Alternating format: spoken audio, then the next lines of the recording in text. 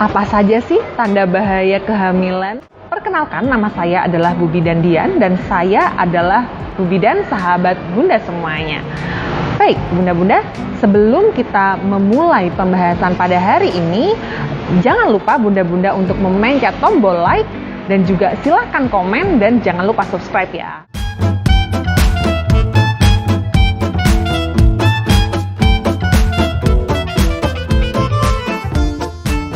Baik, sekarang kita menuju ke materi inti. Jadi, kehamilan ini Bunda-Bunda adalah sebuah proses yang normal yang dialami oleh hampir semua makhluk hidup ya Bunda-Bunda. Nah, ini biasanya kita pada saat hamil itu jarang sekali mengalami komplikasi. Namun pada keadaan-keadaan tertentu, Bunda-Bunda yang hamil ini mengalami komplikasi mulai dari komplikasi yang ringan hingga komplikasi yang berat. Nah, di sini Bu Bidan akan menjelaskan apa saja sih tanda bahaya kehamilan yang harus kita waspadai, dan jika menemukan hal-hal ini, maka Bunda-Bunda harus waspada dan harus segera datang ke pusat kesehatan terdekat, begitu. Tanda bahaya kehamilan yang pertama yaitu Bunda-Bunda muntah terus-menerus dan tidak mau makan. Ini biasanya sudah mulai ada pada trimester pertama dan bahkan bisa berlanjut hingga trimester kedua dan ketiga. Nah, sekarang pertanyaannya, Bu Bidan, apakah ini sama seperti morning sickness? Tidak sama. Morning sickness atau mual muntah pada pagi hari itu biasanya hanya terjadi di pagi hari saja Bunda-Bunda. Hanya mual, enak, dan kemudian mungkin muntah-muntah sedikit, dan setelah itu Bunda-Bunda akan merasakan hal yang biasa begitu. Nah, tapi dalam keadaan ini yang bisa kita sebut sebagai hiperemesis gravidarum, mual muntah ini sama sekali tidak tertahankan. Sampai Bunda-Bunda ini tidak bisa makan sama sekali, hanya muntah terus.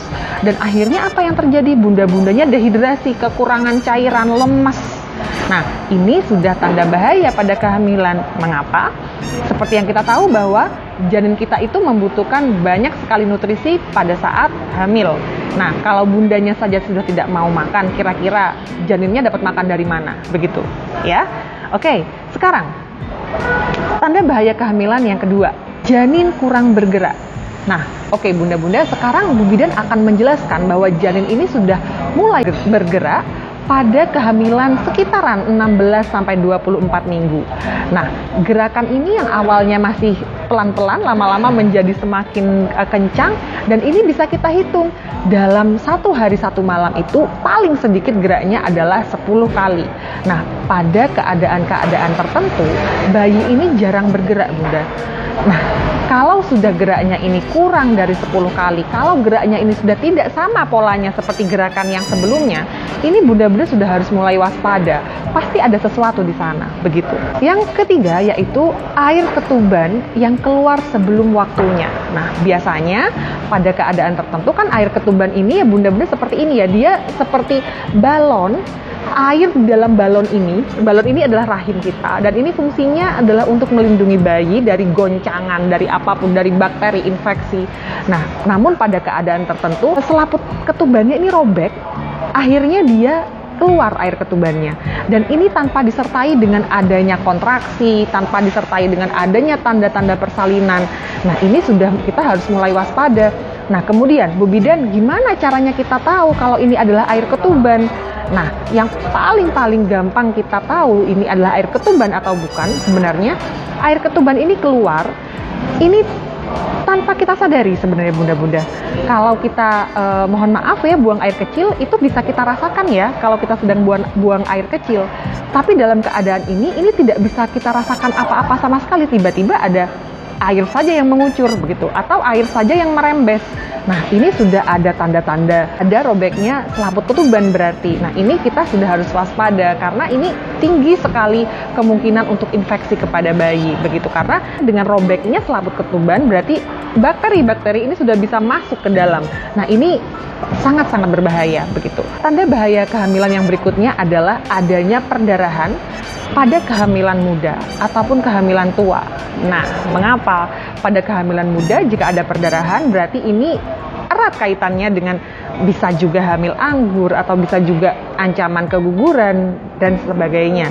Dan pada hamil tua ini biasanya merajuk pada adanya placenta yang sedang tidak baik keadaannya, atau bahkan bisa juga ada infeksi dan lain sebagainya. Jadi makanya bunda-bunda saat ada perdarahan pada kehamilan tanpa disertai dengan adanya kontraksi ataupun dengan adanya kontraksi pada kehamilan akhir, ini sudah harus langsung periksa begitu. Kemudian tanda bahaya kehamilan yang berikutnya yaitu adanya bengkak di kaki yang ini tidak sembuh bahkan setelah bunda bangun tidur di pagi hari. Jadi bangun tidur itu sudah bengkak-bengkak, dan ini biasanya bengkaknya bukan hanya di kaki namun juga di tangan, bahkan di wajah, bahkan di kelopak mata.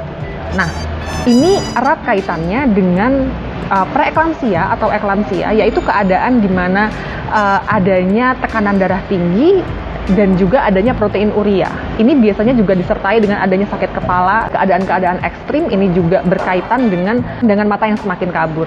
Jadi itulah mengapa bengkak di kaki, tangan, wajah itu sudah bunda-bunda harus segera ke Bu Bidan atau ke tenaga kesehatan yang terdekat begitu. Baik, jika bunda menemui kelima tanda bahaya kehamilan ini, maka apa yang harus dilakukan Bu Bidan? Langsung ke Bu Bidan atau langsung ke puskesmas atau langsung ke klinik. Itu saja. Jadi tidak usah menunggu, tidak perlu menunggu apapun, silahkan langsung menuju ke pusat kesehatan terdekat. Bahkan jika ini di malam hari, silahkan ke IGD juga boleh, ke UGD, IGD, hal semacam itu. Baik, jika ada pertanyaan seputar materi ini, silahkan komen di bawah ini. Dan bunda-bunda, jika berkenan, bunda-bunda juga bisa bergabung di Facebook grup Tanya Bu Bidan, karena di sana Bu Bidan akan menjawab banyak sekali pertanyaan dari bunda-bunda setiap hari Senin sampai dengan Jumat jam 8 sampai dengan jam 9 malam. Bunda-bunda jangan lupa subscribe channel ini ya. Sehat selalu ya bunda-bunda semuanya.